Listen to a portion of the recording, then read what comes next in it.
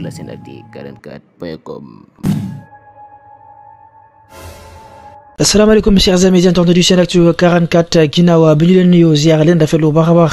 ànd bi nga xamante ne bii yéen koy ànd ak ñun saa su ne information bu yees la ñu daal di amalal tukkee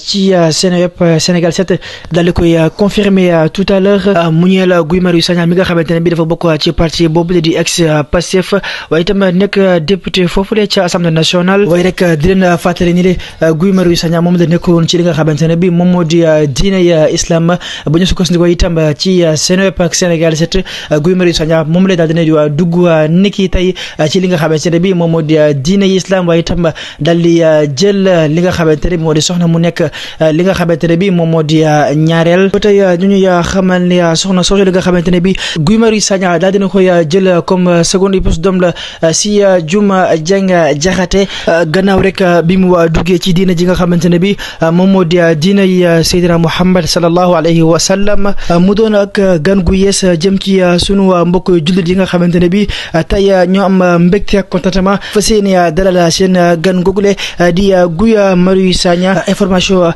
boobu la ñu amoon ngir andi leen ko yéen ñi nga xamante ne bi yéenay topp saa su ne seen kërug bopp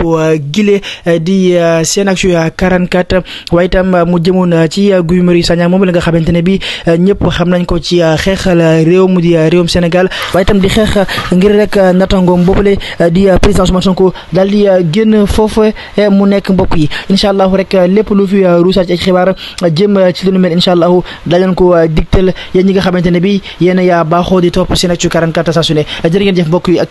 ci yeneen xibaar sur la Senactu 44.com.